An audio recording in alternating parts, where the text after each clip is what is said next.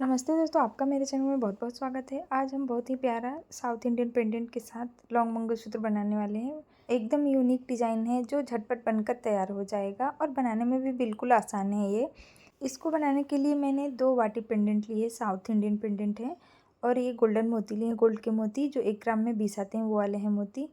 ये काले प्लेन मोती लिए हैं 1 नंबर साइज़ के और पीले मोती हैं, ये भी 1 नंबर साइज़ के। स्क्रू है, 11 नंबर की सुई लिया है, 3 सुई लिए हैं, पहले सिलाई वाला धागा डाल के रखा है, इंच टेप, लाइटर और नायलॉन का धागा और कैंची लिया है, डायमंड शेप के काले वाले मोती लिए हैं। सबसे पहले हम इंच टेप की सहायता से धागे को माप लेंगे।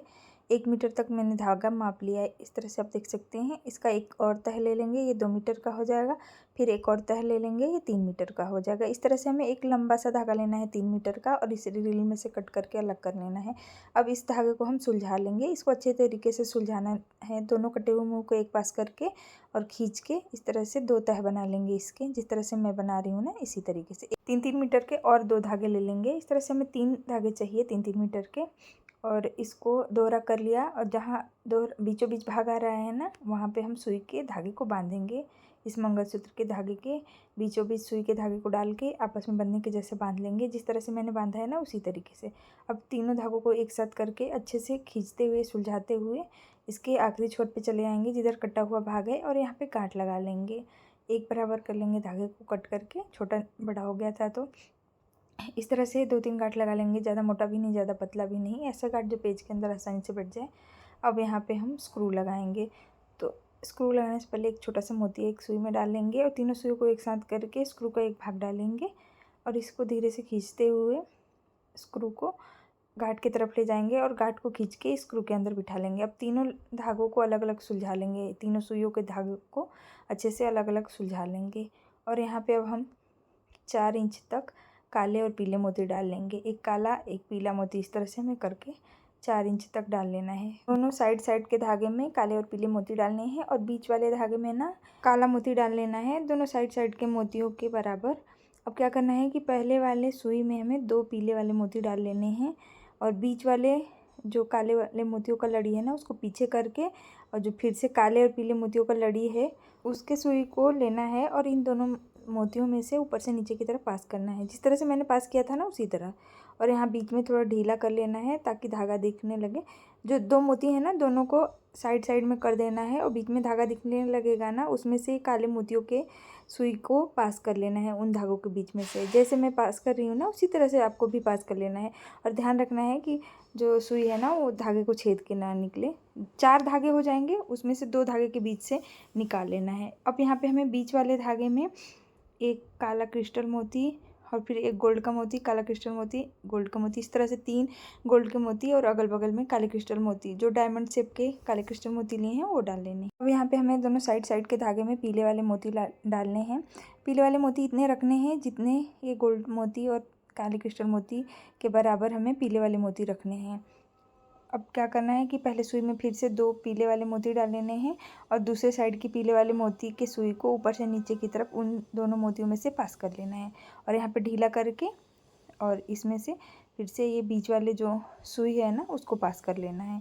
जिस तरह से मैं बता रही हूँ ना उसी तरह से आपको करना है। अगर बताने के हिसाब से ना समझ में आए तो आप देख के भी समझ सकते हैं। अब यहाँ पे हमें दोनों साइड की लड़ियों में काले पीले मोती डाल लेने हैं, लगभग 2 इंच तक 20 काले मोती और बीच बीच में पीले मोती ऐसे डाल लेने हैं, लगभग 2 इंच तक डालने हैं दोनों लड़ियों में। और बीच वाले लड़ी में उन दोनों लड़ियों के बराबर जितना मोती डाला है ना उतना काला मोती डाल लेना है बीच वाले लड़ी में।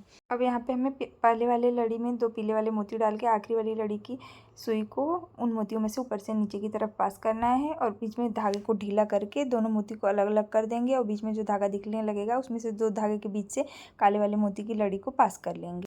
यहाँ पे हमेशा एक बात का ध्यान रखना है जो कि मैं आपको बता दूं कि जब यहाँ पे ये 2 पीले वाले मोतियों में से सुई को जब पास करते हैं ना तो यहाँ पे देखिए, तो ये ध्यान रखिए ना कि चुटकी से दबा के ही इन मोतियों धागे को रखिए और इन मोतियों में से सुई को पास करिए और बीच वाले लड़ी को ना हमेशा पीछे कर लीजिए। जब मोती पास करिए ना उससे पहले बीच वाली लड़ी को पीछे रख लीजिए, उसकी सुई को पीछे कर लीजिए धागे को और तब जाके बाद में जब ये मोती पास कर लीजिए तो यहाँ ब्रैकेट जैसे बन जाए तो उसमें ढीला करके और बीच में से बीच वाली लड़ी की सुई को पास कर लीजिए।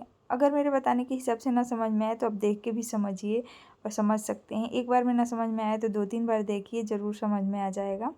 और यहाँ पे अब हम पेंडेंट डालेंगे।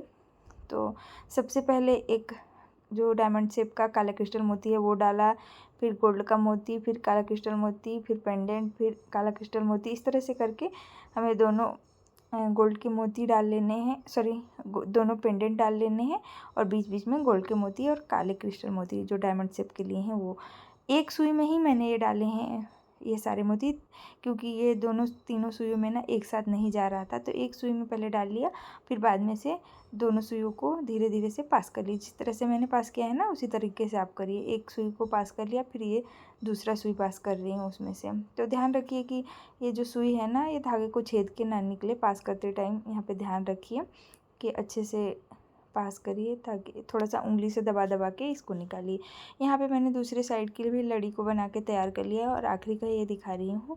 यहाँ पे स्क्रू का दूसरा भाग डाल रही हूँ। तो स्क्रू का मुँह हमेशा बाहर की तरफ रखना है और एक मोती डाल लेना है एक सुई में। बहुत एक्स्ट्रा धागा कट करके थोड़ा सा धागा रहने दीजिए ताकि हम गांठ लगा सकें। यहाँ पे गांठ लगाने के बाद एक्स्ट्रा धागा कट कर लेना है हमें और गांठ के मुँह को माचिस या लाइटर की सहायता से, अगरबत्ती की सहायता से सेक लेना है।